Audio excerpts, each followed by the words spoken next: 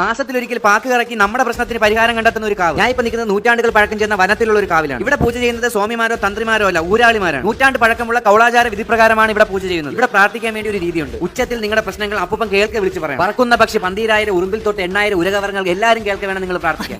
തലമുറകളായി നാങ്ക കാത്തിരിക്കും. ഇനിയും